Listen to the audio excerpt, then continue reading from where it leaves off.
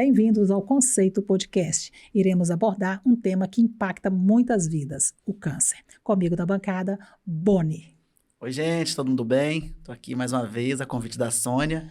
Bora falar um pouquinho sobre o câncer, né, de forma geral e entender um pouco mais sobre esse tipo de doença que acaba com muitas pessoas e que faz muitas famílias chorarem, né, Sônia? Doutor André, muito obrigado pela sua participação aqui conosco hoje para falar de um tema tão relevante, né?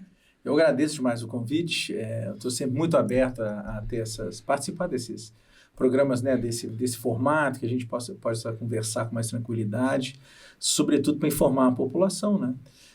Porque a despeito de viver numa era, né, de informação circular com tanta facilidade, tem tanta informação de má qualidade, né? Ainda falta informação também, falta, né? Sem dúvida. O que causa o câncer?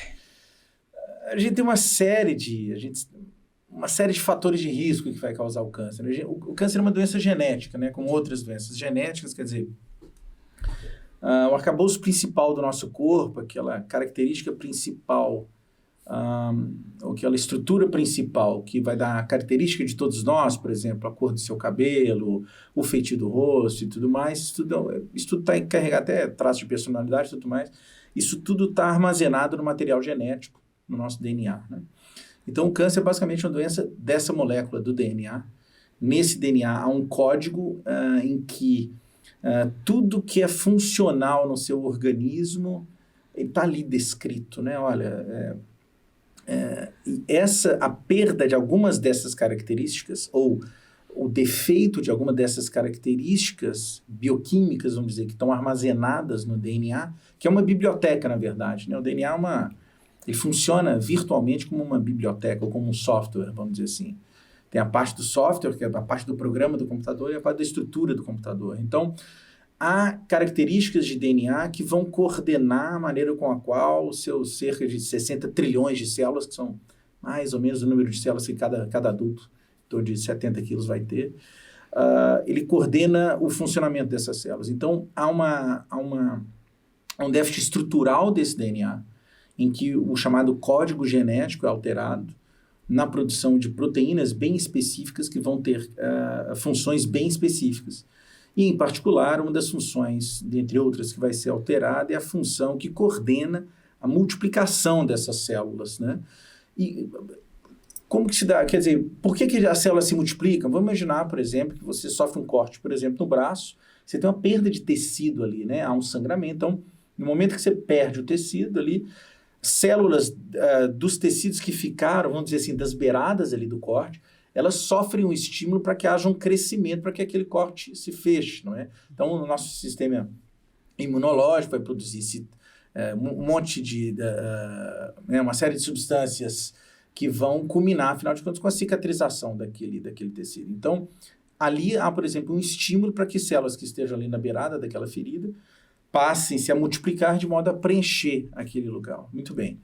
Essa característica da célula multiplicar-se, que faz parte naturalmente dos nossos tecidos, as células nascem, vivem e morrem. Quando esse mecanismo está defeituoso, quer dizer, as células passam a multiplicar-se de forma desordenada e extremamente rápida no sentido celular, não necessariamente algo que a gente perceba com muita rapidez, né? Esse é o mecanismo, quer dizer, um defeito genético, um defeito na molécula de DNA, que vai condicionar um defeito na característica de multiplicação celular, e as células multiplicando-se de forma desordenadas vão, entre outras palavras, formar nodulações ou massas de células que vão ter, além da capacidade de se multiplicar naquele órgão específico, por exemplo, vamos falar, por exemplo, de câncer de mama, né? Estamos chegando perto de outubro aí, a gente lembra do outubro rosa e tudo mais. Então, se você tem um crescimento de células anormal ocorrendo ali numa mama, por exemplo, você percebe através de um nódulo. E além da característica de multiplicação para o mesmo local, essas células vão adquirir características de infiltrar outros tecidos que estão ali em torno e de espalharem-se para outros órgãos também. Mas quando essa célula adoece, consegue-se visualizar de imediato ou não? Tem que criar esse nódulo para vocês, médicos, conseguir ter essa visualização? Muito boa sua pergunta. Em geral, assim, a gente não consegue identificar essas células logo no início, né?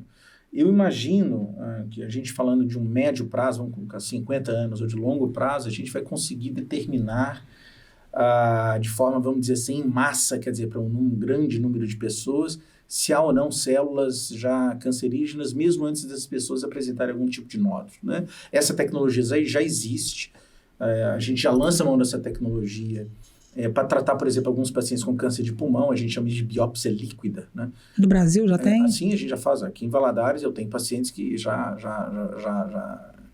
para os quais a gente lança a mão dessa técnica. Isso não é uma coisa assim que acontece, sabe, só nos Estados Unidos e tudo mais. Essa tecnologia já está disponível aqui.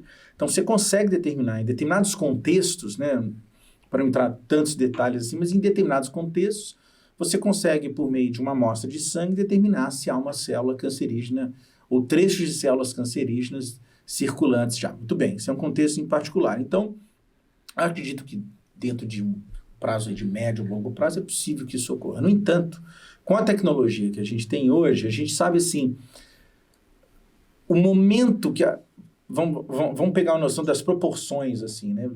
Tem gente que diz, há um certo consenso de que provavelmente um adulto com 70 quilos, vamos dizer, um adulto mediano, ele deve ter em torno de 60, 70 trilhões de células. Então, nós estamos falando de estruturas absolutamente minúsculas, né? Naturalmente, elas são invisíveis a olho nu. Então, quando uma dessas células entra em defeito e essa célula vira uma célula cancerígena, até que esta célula seja identificável, dependendo do tipo de tumor, ou seja, há um crescimento que vem acumulando-se ao longo do tempo, até que uma lesão seja detectável, a gente está falando provavelmente de alguns anos. Eu posso estar falando de 5 anos, 10 anos, 15, 30 anos, dependendo do tipo de tumor que você tem. Para que uma célula seja identificável, ela tem que ter pelo menos... Uma célula não, desculpe. Para que uma massa tumoral seja identificável, ela tem que ter pelo menos, estima-se, em torno de 2 milímetros. Menos do que isso, nem um exame extremamente eficaz, que é o PET scan, ele vai conseguir identificar. E quando você tem, para a gente ter uma noção de proporção de novo, quando você tem uma massa tumoral de 2 milímetros, você tem mais ou menos 100 milhões de células. Então, numericamente, é um processo demorado, quer dizer, de uma célula maligna, você ter de 1 a 100 milhões, nós estamos falando de uma coisa que parece uma coisa gigantesca, mas nós estamos falando, na verdade, de algo que seja microscópico para algo que passe a ter 2 milímetros. Então, por exemplo, as mulheres que fazem mamografia rotineiramente, que seguem as rotinas e tudo mais de rastreamento para o câncer de mama, quando tem esse câncer de mama descoberto, a maior probabilidade é que esse câncer que agora foi descoberto já estivesse presente há alguns anos, né? Isso é um grande desafio para a gente conseguir dar diagnóstico precoce, né? Doutor, fatores externos podem contribuir para o desenvolvimento do câncer? Por exemplo, o que a gente come, enlatados, defensivos agrícolas, essas coisas, porque o senhor disse que é genético, é uma malformação genética. Mas fatores externos podem contribuir? Não, a sua pergunta foi até muito boa, porque você perguntou o que causa câncer, eu fui viajando no nada e não respondi, né? Então, é isso aí, então vamos lá. Então, existem as causas que a gente chama assim intrínsecas e as causas extrínsecas, ou que a gente chama de epigenéticas. Então, existem as causas de dano do DNA, e a gente tem que fazer uma distinção importante aqui. Quando eu falo genético, eu não estou falando necessariamente hereditário, tá certo? Genética é sempre um defeito da fita do DNA, da molécula de DNA. Esse defeito genético pode não ser hereditário. Entendi. Né? Então, você pode herdar algum material genético mais defeituoso dos pais, ou a combinação de material genético combinado, né, do seu pai e de sua mãe, podem combinar no material genético que vai lhe propiciar ter um câncer mais. Mas, voltando à sua pergunta em particular, né, o que externamente pode causar?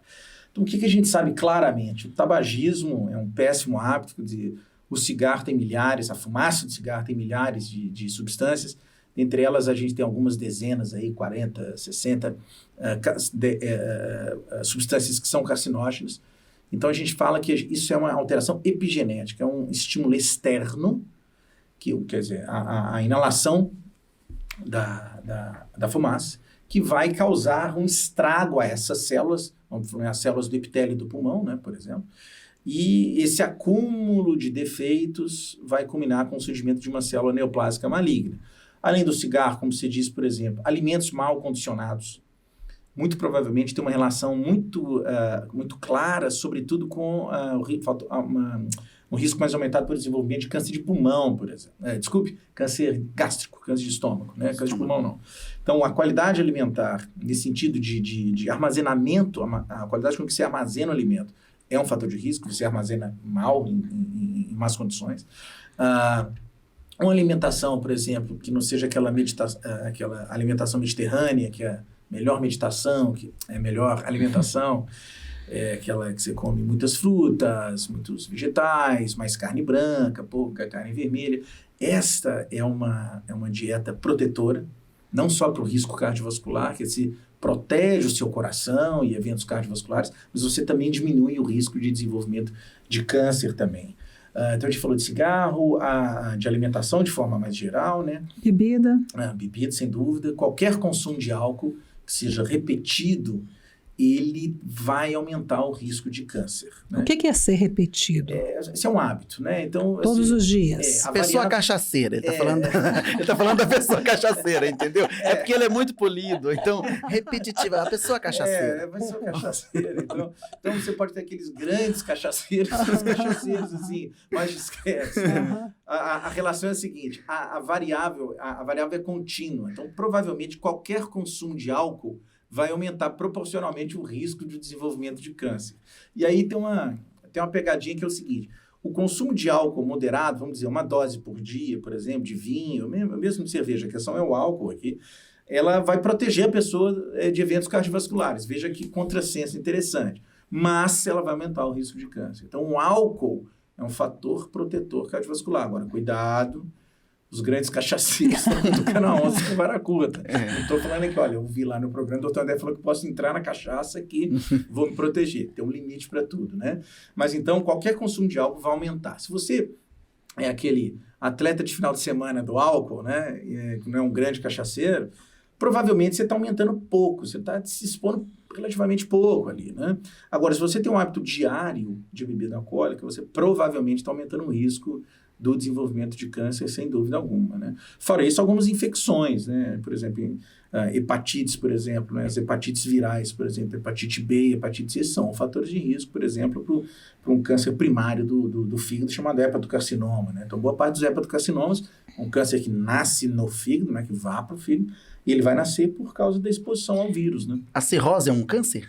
Não. A cirrose é uma inflamação crônica do fígado, e ela pode ter inúmeras causas, né? Dentre elas, uma infecção viral, como a hepatite, e essa cronificação da infecção, quando atrelada, ou quando relacionada causalmente ao vírus, pode desenvolver um hepatocarcinoma.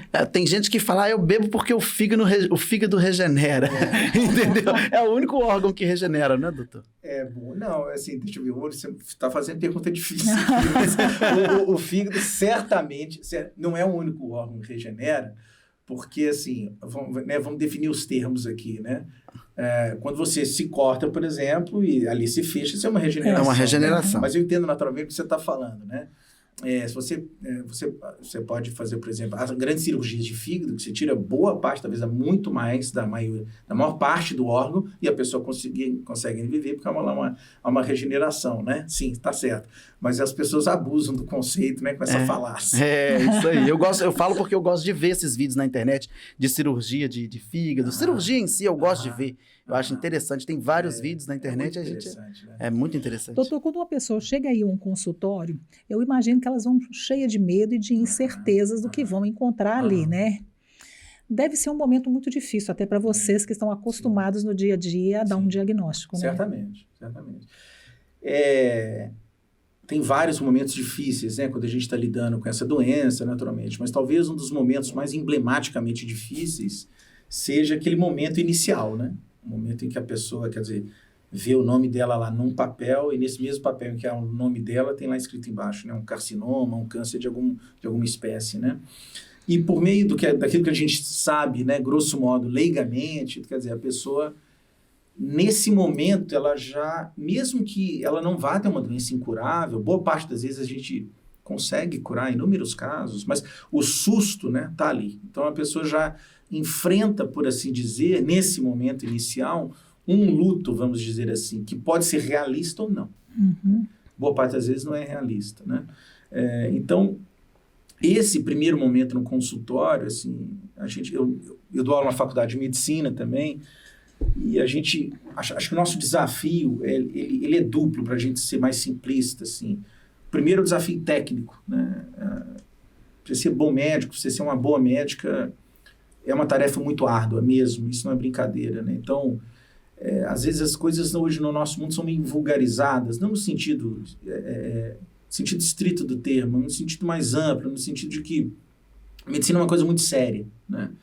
Então, o esforço técnico para você conseguir oferecer o melhor para o seu paciente mesmo, do ponto de vista tecnicamente, olha, o melhor tratamento disponível é esse aqui, é um esforço gigantesco, né? A necessidade de estudo e de atualização é uma coisa, realmente assim, é um ritmo alucinante. Você tem que estar muito atualizado, tem que estar lendo sempre, sabendo onde que as coisas vão acontecer, a gente consegue isso. Isso é parte do problema, né?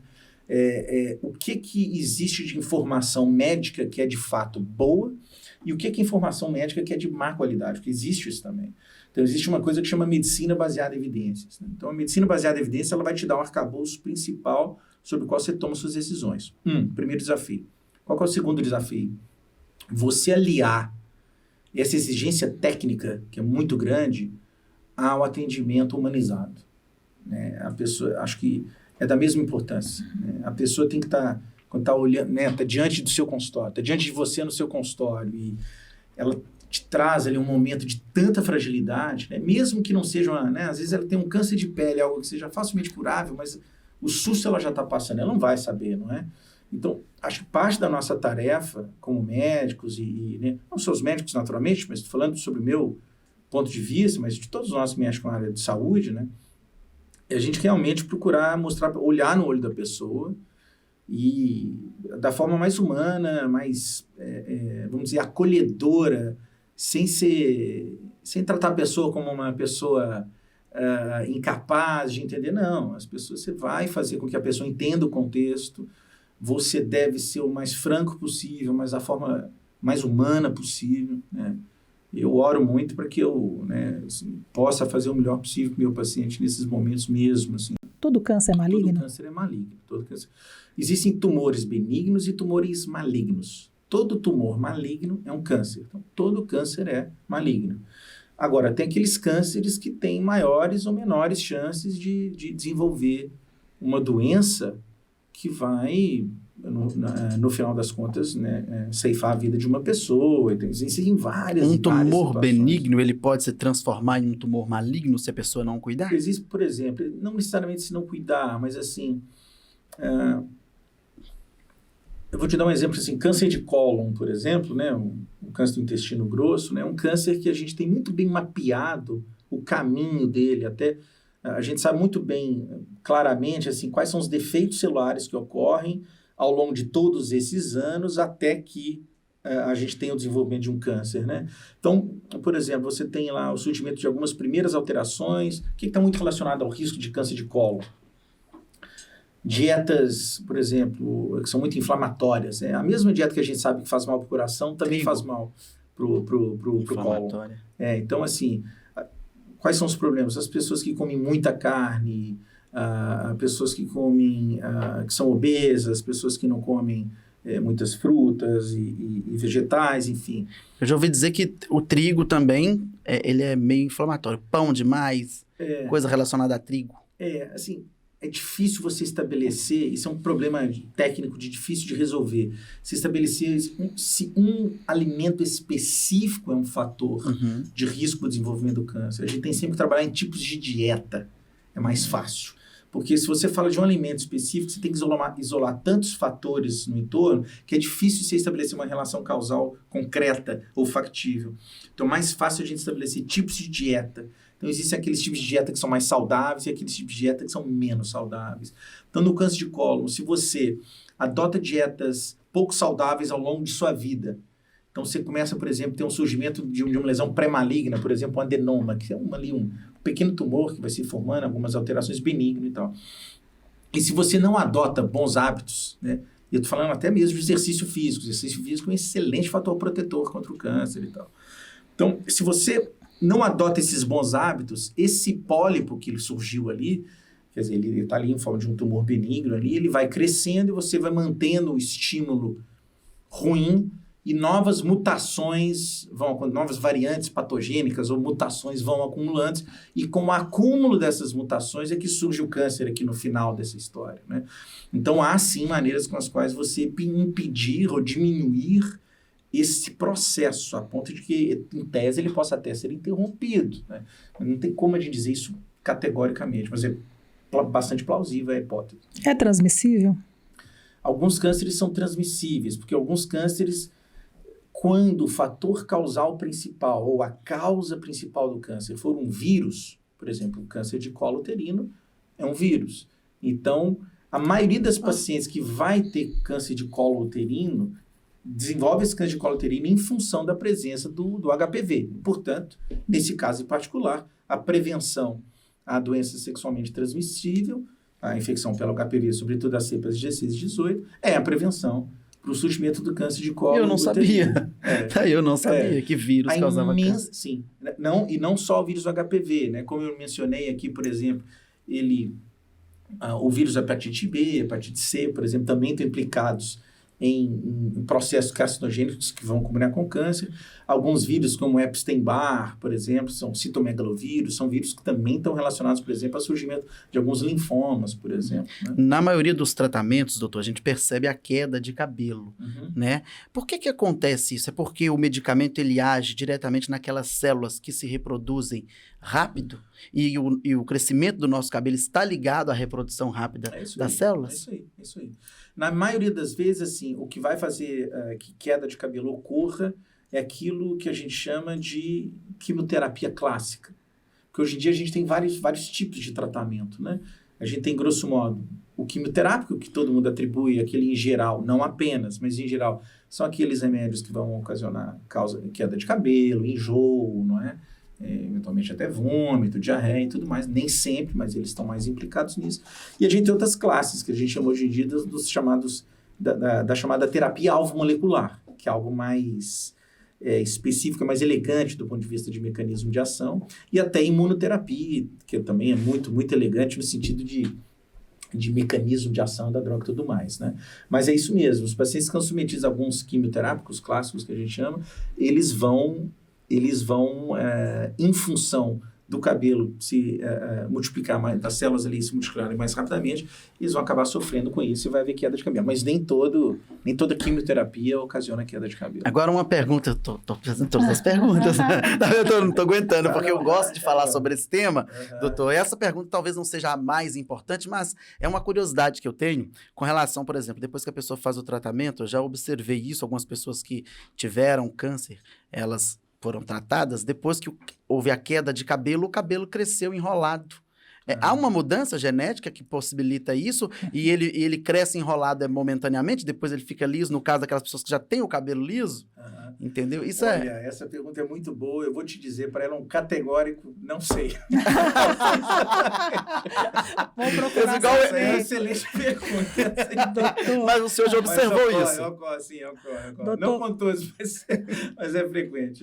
Vamos voltar lá na questão do transmissível, né? O senhor falou que é transmissível sexualmente. E a transfusão de sangue também pode transmitir o câncer ou não? Alguns vírus, como por exemplo, o HIV, por exemplo, que causa a SIDA, né? A AIDS, é um vírus que a pessoa que desenvolve SIDA, que desenvolve AIDS propriamente dita, quer dizer, ela tem um vírus e tem alguma doença relacionada ao vírus, ela também tem um aumento de chance de ter alguns tipos de câncer, como a gente cita dois grandes exemplos aqui, um chamado sarcoma de Kaposi e um outro que é um linfoma primário do sistema nervoso central, por exemplo. Estão relacionados a pacientes portadores de HIV, né? Então, se você tem HIV como causa de transmissão da doença, se essa transmissão se dá, por exemplo, via sanguínea, e se esse vírus potencialmente pode causar um câncer, então sim, alguns sim. Agora, é importante que se diga que nós estamos falando aqui, em termos de estatísticos, de uma franja de casos, né? A maioria dos casos, quando a gente está falando câncer de pele não melanoma, próstata, mama, que são a maioria, pulmão, cólon, ovário, etc., esses cânceres não têm relação com causas infecciosas, né? E outra coisa importante, para não assustar ninguém, a maioria das pessoas a maioria das pessoas que vão ser contaminadas ou infectadas pelo HPV, a maioria das mulheres em particular, elas não vão desenvolver o câncer só porque elas têm um HPV. Então, para todo mundo ficar tranquilo, né? É uma pequeniníssima parte das mulheres que têm infecção pelo HPV que vão desenvolver o câncer de colo de útero, né? Não é a maioria, então, para todo mundo ficar tranquilo. Quantos tipos de câncer existem? Isso varia muito da maneira com a qual você chama a doença. Então, você tem algumas estatísticas que falam em torno, algumas classificações que giram em torno de 100, 200 até 800 subtipos, né? A gente percebe claramente, a gente passa por um período na medicina, em particular a gente vê muito isso na oncologia, em que as doenças estão sendo classificadas de forma cada vez mais detalhadas e mais aprofundadas. Porque, veja, eu tenho pacientes portadoras de câncer de mama, por exemplo, para citar um câncer que é muito estudado e que eu tenho muitos pacientes, pacientes portadores de câncer de mama metastático, vamos imaginar, uma paciente que tem metástase óssea e metástase para o pulmão, tá certo? Eu tenho pacientes que vão viver pouco tempo com essa doença, e eu tenho pacientes que vão viver anos com essa doença, eventualmente até mais de uma década com essa doença. Então, peraí, as duas têm câncer de mama? As duas têm câncer de mama. Então, provavelmente, nós estamos falando aqui de doenças quase que diferentes, apesar de serem câncer de mama. Então, nesse sentido, quando a gente fala, por exemplo, em câncer de mama, nós estamos falando de, no mínimo, 5 subtipos, mas provavelmente nós estamos falando de mais, né?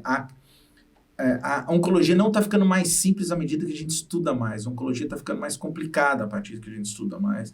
Os tratamentos são cada vez mais complexos. Câncer de pulmão, por exemplo, o paciente com diagnóstico de câncer de pulmão, hoje em dia, é mandatório que você faça um estudo genômico desses pacientes para que você entenda exatamente quais são as mutações que estão implicadas nas características dessa doença. Então, né, a gente pode falar de 3 pessoas com câncer de pulmão, com as mesmas características, mas que cada uma dessas 3 pessoas vai receber um tratamento diferente, um tratamento que a gente chama assim, customizado para cada uma dessas pessoas, porque vai depender de características de doença. Mesmo se a gente está falando de câncer de pulmão, mas são características de doenças muito distintas entre as pessoas. Então, os subtipos reais, a gente vê assim, estão aumentando, na verdade, né? Existe alguma área do corpo que até hoje não teve nenhum, falou assim, ó, essa área... Essa aqui não vai ter câncer dela, não. Boa pergunta. O coração é um tumor que rarissimamente apresenta câncer. Existe, tal. Eu não sei, agora estou na dúvida se é um câncer ou se é um tumor benigno. Meus colegas radiologistas puxam minha orelha daqui. Mas é um órgão que você não vê o surgimento de tumor, né? Fora isso, eu acho que virtualmente todo órgão pode ser sítio de tumor. Ossos, né? Você tem tumor primário. Até porque o tumor, pelo que a gente... Ele vai surgindo, ele vai crescendo. Então, no coração, se deu problema, tchau, né? Então, não tem como ele crescer ali, não. Entendeu? Esse é o que chama de o mixoma cardíaco. Mas eu confesso que é uma área que eu não estudo, não vou saber. Qual o órgão que é o mais agressivo? Em geral, o mais letal, o mais agressivo é o câncer de pulmão, né? A maioria dos pacientes portadores de câncer de pulmão vão ter doenças muito agressivas, na maioria das vezes. O senhor citou aí por várias vezes o câncer de pulmão, e a gente falou já anteriormente sobre fatores externos, mas, por exemplo, o ar pode causar isso? O tipo de ar, por exemplo, a pessoa de repente vive em um lugar que o ar ele é um ar pesado, é um ar poluído, digamos assim, ele pode contribuir para o crescimento de Pode. A poluição do ar é um fator de risco para o surgimento de câncer de pulmão, sem dúvida, indubitavelmente. O impacto nem é tão grande assim. O impacto muito grande para câncer de pulmão é cigarro. Agora, a poluição do ar é um fator de risco conhecido, mapeado e indiscutível. Então, o principal fator é o cigarro? Para câncer de pulmão, sim, indubitavelmente. Quem tem mais tendência, homem ou mulher? Depende do que a gente está falando. Para a gente ver uma estatística interessante. Por exemplo, na última previsão que a gente tem aqui do INCA, que foi publicada agora no início desse ano, né, são as estimativas do triênio 2023, 2024, 2025. A gente tem lá em cima, o principal câncer resistente é o câncer de pele, não melanoma. É um câncer mais simples. Em geral, pessoas de pele mais clara vão desenvolver essa doença em áreas que são mais expostas ao sol. Em geral, você resolve isso com a cirurgia mais simples e tal. Agora, quando você vê, por exemplo, próstata, vai ser obviamente mais comum, em torno de 70 mil novos casos por ano em homens. Câncer de mama nas mulheres, de 73 mil casos, é essa a estimativa. E logo depois dos dois, câncer coloretal, né? Então vai haver um outro câncer que vai ter uma predileção eventualmente por faixas etárias ou por sexo, por exemplo. Então, câncer de pulmão é mais comum em homens, por exemplo, do que é mais comum em mulheres, por exemplo. Agora, nos Estados Unidos, as mulheres vão morrer mais por câncer de pulmão, por exemplo. O senhor falou aí sobre próstata, né? A gente ainda existe muito medo por parte dos homens de fazer o exame. Houve alguma evolução, alguma mudança ou ainda é no... aquele método antigo? Porque aí a gente já desmistifica isso, entendeu? Pode ir tranquilo, porque não vai ter nada disso, não. É no sangue agora. Mas é isso, assim. Assim, vamos dizer as coisas com cuidado aqui, né? Não vai fazer um corte lá, né? E colocar oncologista, né? Vamos colocar as nuances aqui da coisa. É o seguinte. O toque retal, ele não tem mais a importância que já teve no passado. Então, ponto final. O que eu quero dizer? Para o rastreamento, ou seja, detectar a doença antes que ela tenha sintomas, antes que ela tenha relevância clínica, o toque retal não é importante. Ponto final. Ou seja, para o rastreamento do câncer de próstata, o toque retal não é importante. Você não precisa de fazer toque retal para rastrear câncer de próstata. Porque o toque retal ele só vai ser capaz de descobrir doenças que são um pouco mais avançadas. E doenças um pouco mais avançadas, você não está descobrindo ela da forma mais precoce possível. E esse é o objetivo do rastreamento. Então, para o rastreamento de câncer de próstata, o exame é ideal. O exame de PSA, né? Em geral, a partir dos 50 anos e antes disso, em casos selecionados, né? Os jovens hoje também têm sido muito atingidos, né? Qual que é o câncer, geralmente, que dá em jovem e ele é mais curável do que no adulto ou não? Em geral, se a gente está falando de crianças, por exemplo, né? As crianças muito comumente são acometidas por leucemias e, na maioria das vezes, essas crianças vão ser curadas. Na maioria das vezes, grosso modo, né? Depois você tem alguns cânceres que são mais comuns em adultos jovens, como, por exemplo, alguns tipos de sarcoma, que se chama de sarcomas de Ewing, ou sarcoma ósseo, ou, por exemplo, alguns tipos de linfoma, né? Agora, em particular, cabe a seguinte observação. A incidência de câncer de mama tem aumentado de forma contínua, não só no Brasil, também nos Estados Unidos, em que algumas incidências têm caído, mas às custas, sobretudo, de mulheres mais jovens, né? O câncer de cólon, por exemplo, também tem surgido em homens mais jovens. O que eu estou falando de mais jovens em ambos os casos? Mulheres abaixo de 40 anos, é cada vez mais frequente a gente ver o diagnóstico de câncer de mama, né? E homens abaixo de 50 anos, 45 anos também tem maior não só homens, mas homens e mulheres abaixo de 50, 45 anos têm também aumentado o risco de desenvolvimento de câncer de cólon, por exemplo. Então maciçamente a gente sabe assim, na população de forma importante, tem aumentado os cânceres de mama, sobretudo em mulheres jovens. E só para responder, acabo de lembrar aqui, em relação, né, a qual sexo que tem o câncer mais prevalente, por exemplo, o câncer de tireoide é consideravelmente mais comum em mulheres, por exemplo, do que em homens, né? Está aumentando a incidência, inclusive, não só aqui, mas no mundo. A questão da cura, qual que geralmente é 100% que vai curar, ou não tem? Eu queria falar assim, tem, né? Tem sim, toma aqui, 5 dias, esse comprimido aqui, vai pra casa. A cada 8 horas, né? Seria muito bom, né? Igual a gente tem assim, tem uma pneumonia, vamos tomar aqui, né, um antibiótico tantos dias e pronto, tchau. Isso não existe, né? Para câncer, virtualmente, isso não vai existir para câncer. Agora, isso não quer dizer que não haja cura. O câncer é uma doença extremamente complexa, multifacetada, vai precisar de um profissional naturalmente que vai conduzir a coisa talvez ali, mas você vai precisar de vários profissionais atuando ao mesmo tempo, né? Não só na área médica.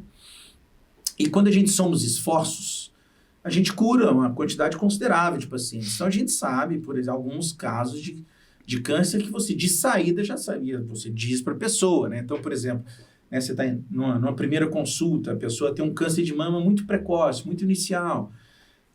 Olha, é uma doença que tem 3 milímetros, é um câncer mesmo, mas eu tenho pacientes que teve um câncer de mama de 3 milímetros.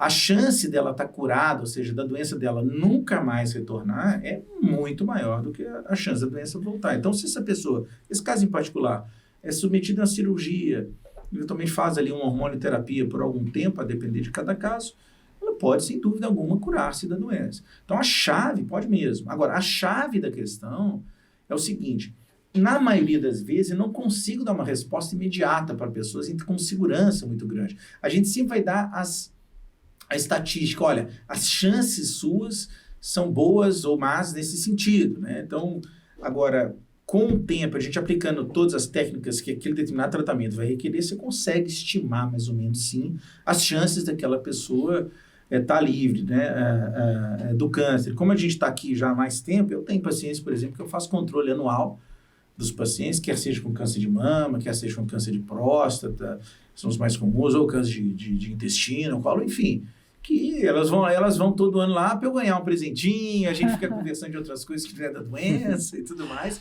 A gente tem esses casos que são tão bons, né? A gente estabelece uma relação muito próxima com os pacientes, uma relação de confiança muito boa, não é?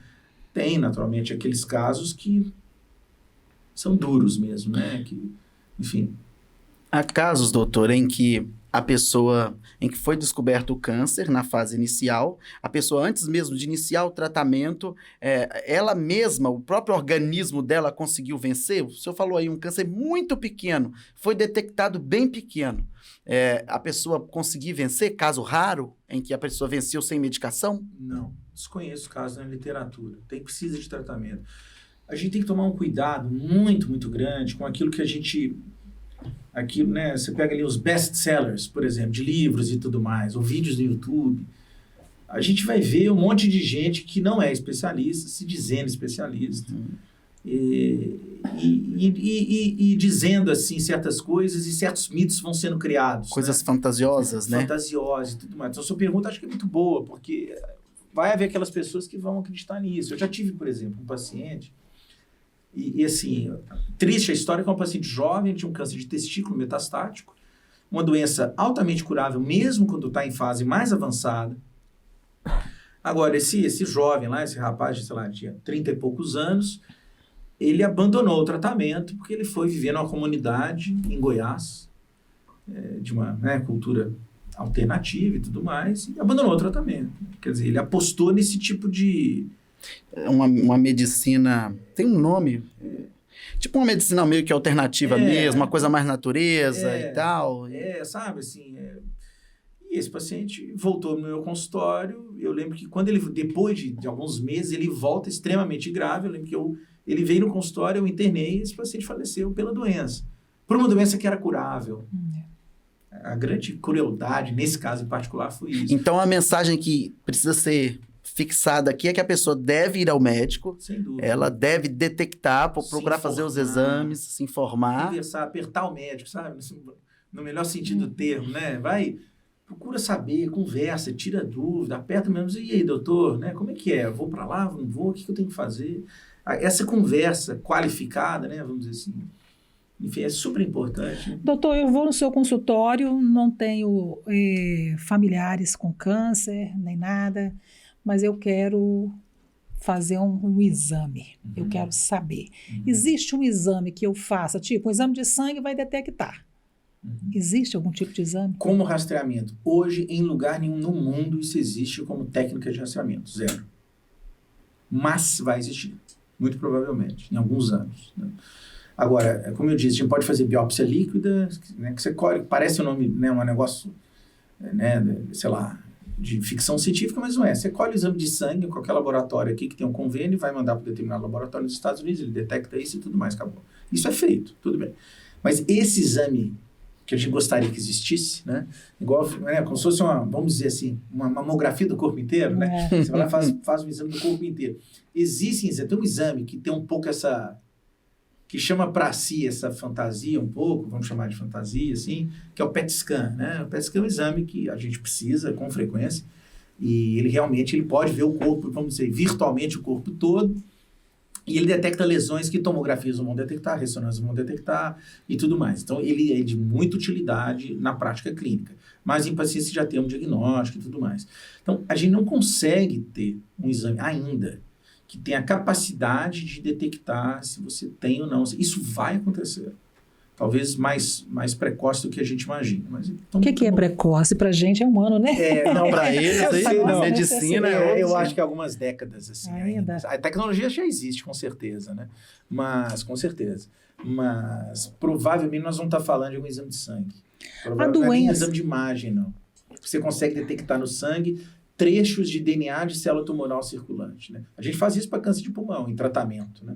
Um paciente fazia determinado tratamento para câncer de pulmão, ele faz esse tratamento, e aí ele piora da doença, ele está tomando uma medicação específica, a gente chama de inibidor de tirosina quinase, que é um comprimido, que traz um resultado de fato extraordinário, e se ele progride, se a doença piora na vigência dessa medicação, eu vou pedir uma biópsia líquida, e ela vai determinar duas informações muito interessantes, né? Se ela tem ou não uma mutação. Quer dizer, eu consigo detectar um erro no material genético dessa pessoa que já está em tratamento, que diz o seguinte, olha, essa pessoa desenvolveu tal mutação, essa mutação vai conferir resistência ou sensibilidade a uma nova linha de tratamento. Então, eu mudo a minha decisão, eu tomo minha decisão baseado no achado do exame de sangue, quer dizer, uma coisa que eu acho absolutamente fantástica, né? Eu como oncologista, então, porque você vai dar uma droga alvo dirigida que vai apresentar muito provavelmente resultado muito bom, muito positivo, né? A doença, geralmente, ela afasta as pessoas das outras, do doente, ou ela une as pessoas, os amigos, familiares? Puxa, só pergunta difícil aqui hoje, hein? Olha, eu acho que tem as duas coisas. A gente tem histórias lindas, né? Em que você vê a família se aproximar, a vida espiritual da pessoa se intensifica, a família fica unida. Mas a gente, infelizmente, tem muita história triste também. Tem muita história de abandono. Não só de idosos, mas, por exemplo, tem muito histórico, muitos casos de abandono de maridos que abandonam as esposas. Eu vou me arriscar aqui, mas eu acho que eu vejo mais isso do que o inverso, né, de esposas que abandonam os maridos. Mas, assim, maridos que abandonam as esposas não é algo incomum, não, infelizmente, né? Mas a gente vê as duas coisas, né? Em geral, quando a família está muito presente, a gente já sabe, né? E aí a gente percebe a pessoa que recebe um apoio muito grande, né? E assim, não adianta nada se oferecer o que de melhor existe. Isso dá pra gente fazer aqui em Valadares, sabe? Mas se tiver o suporte ali, é uma coisa muito Era isso que eu ia perguntar. Quando você percebe a ausência da família, você percebe que é mais difícil enfrentar? É bem mais difícil, sem dúvida alguma. Existem aquelas pessoas que têm um espírito muito independente, né? Então, existe um ou outro paciente que são completamente independentes e eles não querem a família por perto. A gente tem que respeitar isso também. Mas a gente não está falando, eu acho que disso, né? A gente está falando dos pacientes que deveriam ter suporte familiar e não têm suporte familiar, né? E a dificuldade na condução é muito maior em vários sentidos, né? É sempre muito difícil você lidar com situações de alto impacto na vida da pessoa. Não estou falando do tratamento, estou falando da própria doença, e óbvio também por causa do tratamento. Mas, e se você não tem uma equipe de suporte, né, que seria a família da pessoa, é muito, muito difícil. Isso tanto é verdade que quando você vai estudar cuidados paliativos, né, que é algo com que a gente também está muito envolvido pela própria natureza do nosso cuidado, e a gente também estuda um assunto muito, a gente dá aula sobre isso na faculdade também. Quando a gente está lidando com cuidados paliativos, eu estou falando basicamente de três partes que tem que interagir entre si, né? A equipe assistente, vamos dizer, no meu caso, um médico, mas não só, mas a equipe assistente, médico, psicólogo, dentista, quer dizer, a equipe assistente é uma parte dessa interação. A outra parte, obviamente, é o paciente, naturalmente, como não poder por necessidade ao paciente, e a terceira parte é a família. Então, a todo momento, por exemplo, quando a gente está falando, existem técnicas para você dar notícias difíceis, por exemplo. Para você dar uma notícia difícil, não é simplesmente... Não, existe uma técnica muito bem delimitada, muito interessante. É um protocolo americano que te auxilia a comunicar da melhor forma possível para a pessoa. Todos esses passos em que você está lidando com as impressões pessoais da pessoa, acerca do contexto que ela está vivenciando, mais particular ou não, de uma doença que é potencialmente tão grave, todos esses passos, a família é parte importante dessa dinâmica. Então, tem que ter uma interação. Então, a família é extremamente importante. E a notícia precisa ser dada para a pessoa? Como princípio, sim. Mas a gente sabe que, assim, como princípio, não há dúvida, assim, a nossa luta é sermos sempre francos, né? Transparentes, né? Exatamente. Isso não quer dizer, naturalmente, desumanos nessa ação. Mas o ato da franqueza ele pode ser feito de maneira carinhosa, acolhedora, e no entanto, você está dizendo todas as verdades ali, não é? Esse ato dessa comunicação é importante que você faça da forma mais clara possível. Isso não é uma questão de gosto pessoal, não é? Eu não estou te falando assim, olha, eu acho que é melhor. Não. Você tem vários estudos, sobretudo, talvez carecemos um pouco de estudos na população brasileira, mas estudos em população de países desenvolvidos, Europa Ocidental e Ásia, os países do extremo asiático lá, Japão, Coreia e tudo mais, são muito claros em dizer que, primeiro, as pessoas querem saber. Então, há uma tendência nossa, talvez pelo temperamento brasileiro. O brasileiro é muito emotivo. Muito emotivo, exatamente. Então, é muito comum que, diante de notícias muito difíceis, a família seja uma parte que vai dizer, não, doutor, eu não quero que você fale, né, para minha mãe. E aí, você tem que entrar numa conversa com a família, para dizer, será que é o melhor para ela mesma? Será que ela não deve saber? Você está trazendo ela no meu consultório, nós estamos usando determinados termos. E será que você acha que ela não está entendendo? Para citar um exemplo. Então, você tem que buscar interagir, daí de novo a importância da família. Porque você não pode quebrar uma relação que existe com família, paciente e família, porque você tem uma filosofia que deve ser assim, não, você é parte de um problema, você não é uma parte mais forte ou menos forte. Então, isso também é previsto nesses protocolos de comunicação de notícias difíceis, né?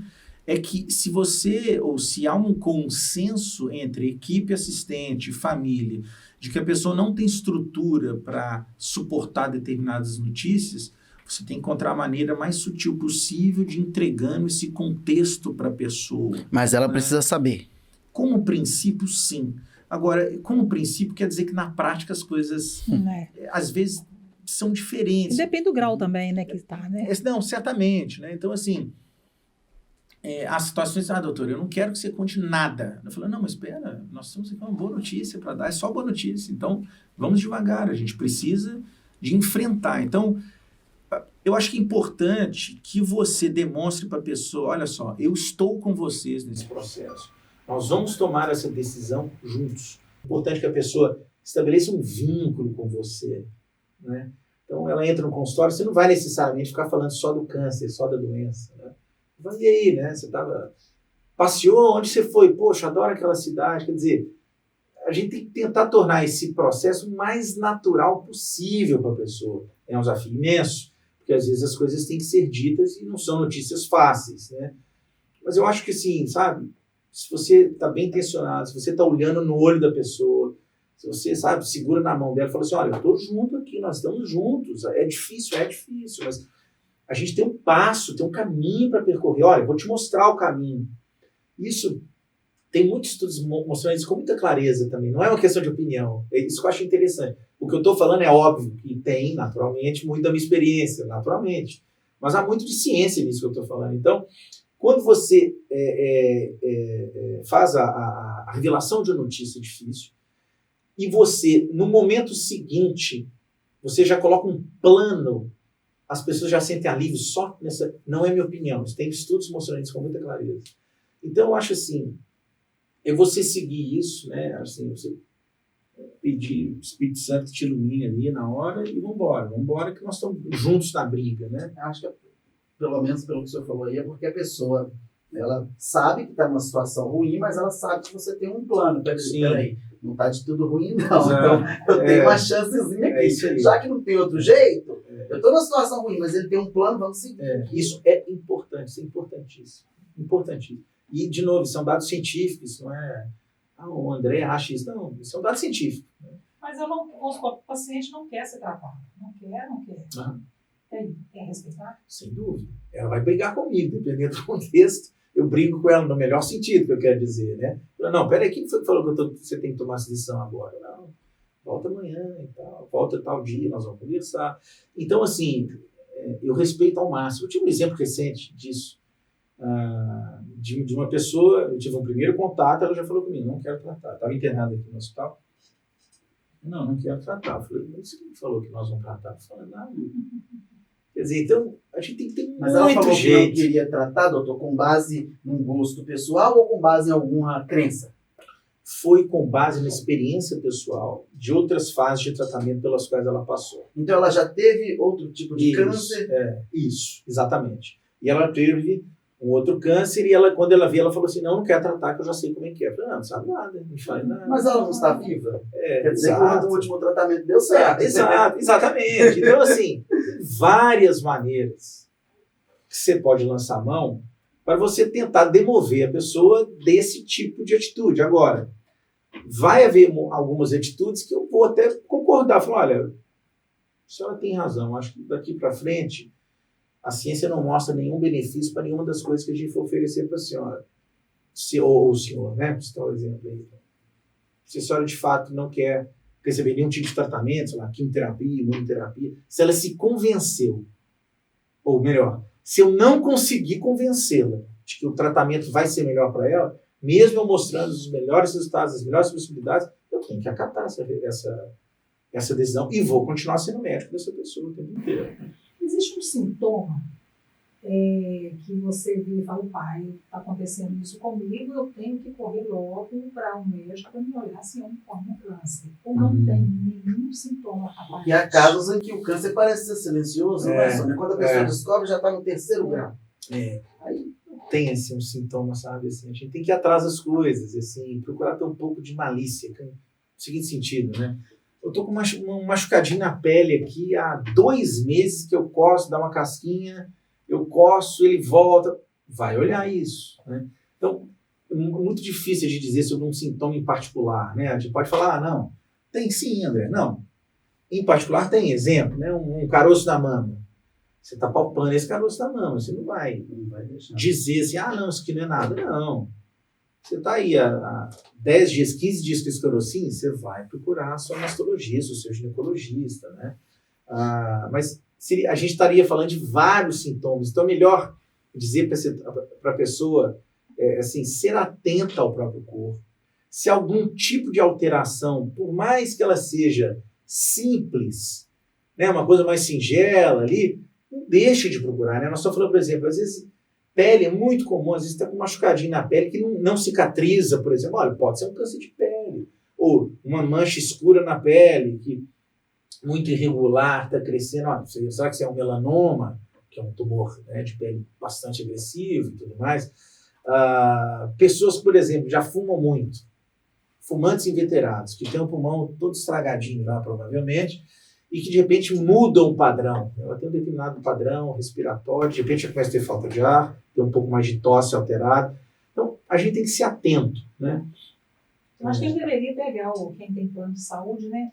Olhar ali todas as áreas que existem ali, pelo menos uma vez no ano, e falar assim, eu quero tudo. Mas sabe qual é o problema hoje em dia, eu acho? Você coloca uma coisa muito interessante. Sabe qual é um dos problemas da medicina hoje em dia?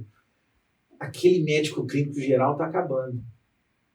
E esse era o caso para o clínico geral. O que é o clínico geral hoje em dia, eu acho? Assim? É óbvio, existem os clínicos gerais aí, né?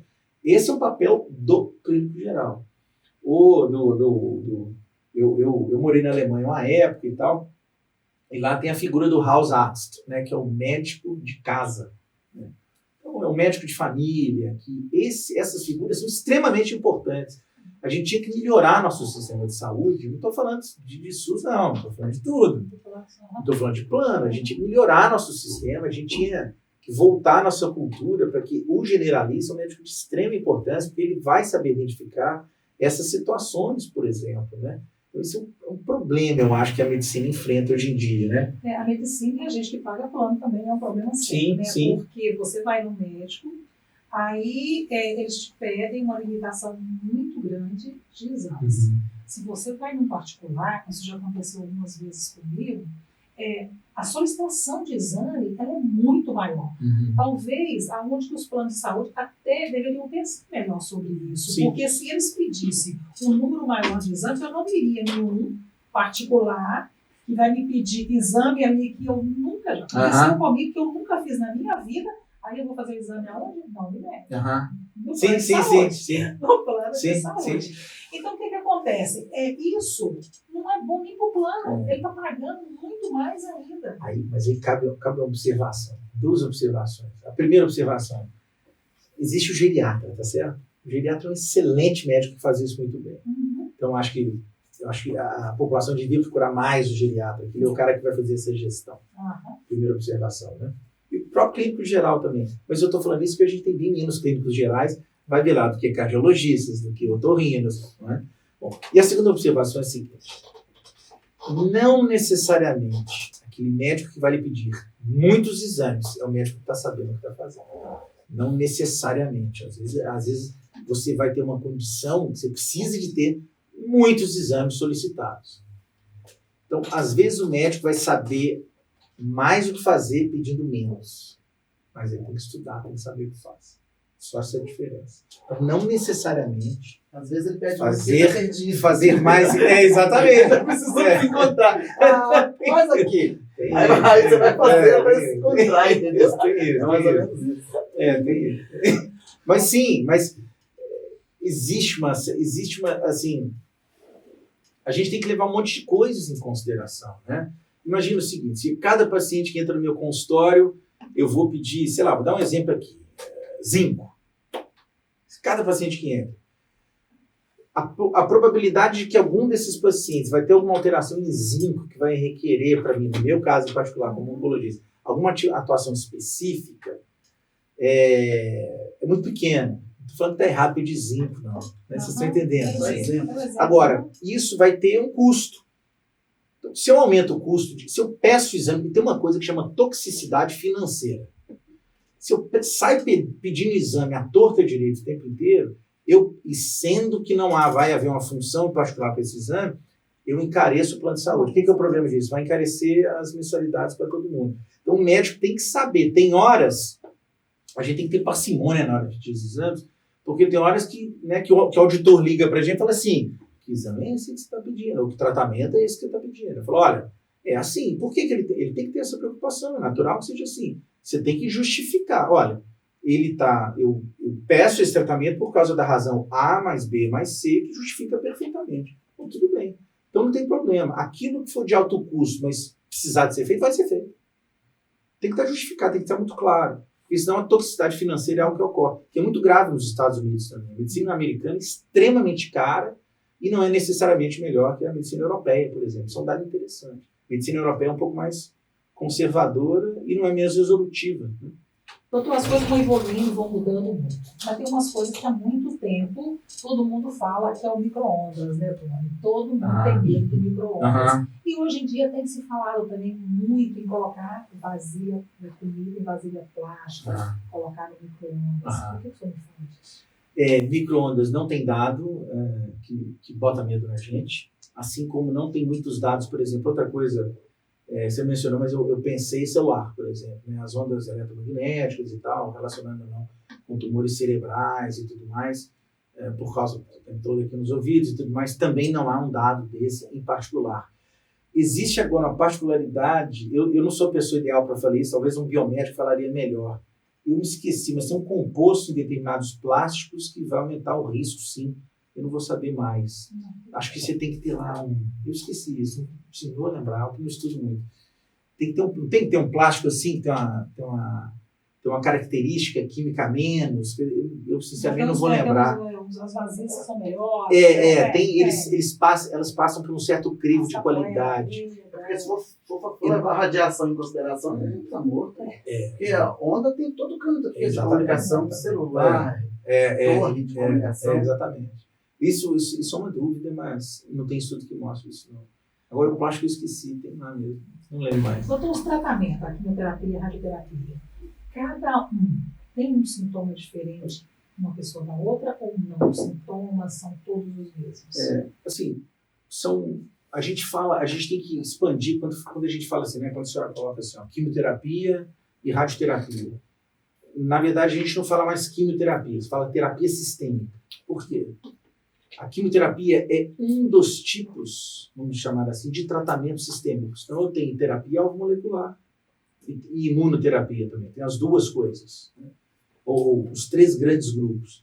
Então, isso varia muito. Eu tenho determinadas drogas que eu sei que quando eu vou expor as pacientes a essas drogas, eu vou ter uma maior chance de ter diarreia, por exemplo. Outras eu vou ter uma chance maior de diminuir a imunidade da pessoa, por exemplo, né? Isso depende muito de cada droga.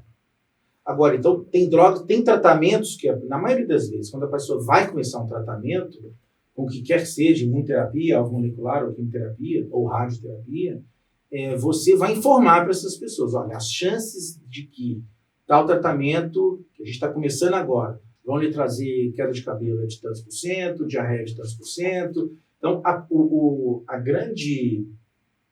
acho que a coisa mais importante nessa consulta em que a gente vai começar o tratamento é você informar pessoa a pessoa quais são os efeitos colaterais potenciais. E vai haver aquelas pessoas que vão lhe surpreender, tanto positivamente quanto negativamente. Vai haver aquelas pessoas para as quais você vai oferecer um tratamento que você não esperava que fosse tóxico, e ela vai apresentar um efeito colateral importante, e vai haver aquelas pessoas que você imaginou que alguma coisa mais intensa fosse acontecer, e não acontecer. Mais importante, você informar o máximo possível o seu paciente, ou sua paciente, para que eles tenham a menor chance de se surpreender ao longo do tratamento e ter uma comunicação próxima com o paciente. O paciente tem que estar próximo de você, isso é um outro desafio, né? O paciente próximo, quer dizer, que você sente que você está acompanhando ele de fato ao longo do tratamento, não só nos dias em que ele vai no consultório e tudo mais.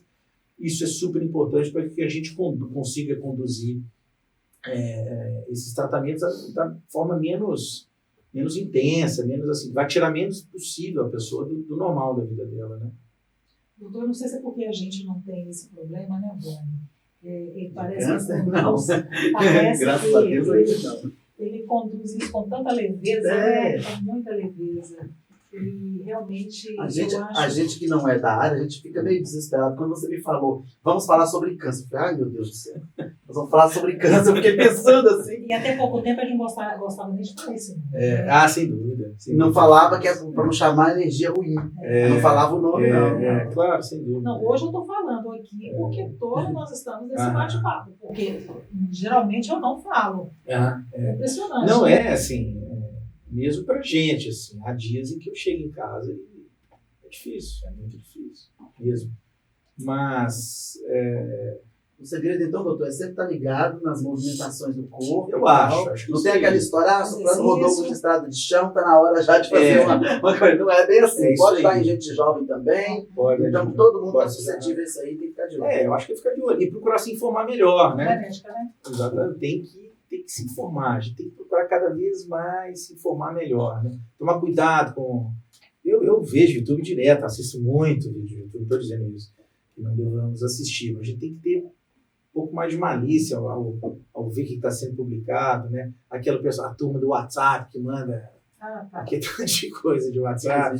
Tem que tomar cuidado, né? Aí fica aquela coisa psicossomática, né? Você está sabendo de aí você isso. ter os sintomas. Aí todo mundo em cadeia vai tendo, né? Então tem aquelas coisas, por exemplo, aquele tratamento com células TCAR, por exemplo, né? Acho que é USP Ribeirão, né, que está fazendo, não sei exatamente, mas é um tratamento hipertecnológico, super, de fato, muito eficiente, e foi notícia de jornal há algumas semanas aí. Então, quando isso aparece no jornal, e o pessoal falou, olha, a taxa de resposta para um paciente que estava, para usar um termo que as pessoas dizem, desenganado, e o paciente está totalmente bem em casa, depois de ter sido submetido, tudo bem.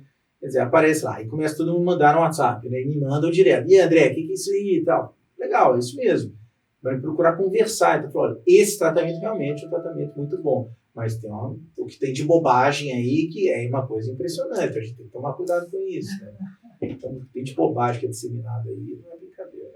Doutor, quero agradecer a sua participação. Obrigado. Como eu te disse, foi tão leve, né? Que bom. Eu acho assim, a gente ficaria horas e horas, mas eu acho que já dá para satisfazer todas as informações que a gente teve aqui. Tá? Muito obrigada. Nada, eu que agradeço de coração ao convite. Estou à disposição para quando vocês precisarem e tal. Espero que a gente não precise. Acho que não.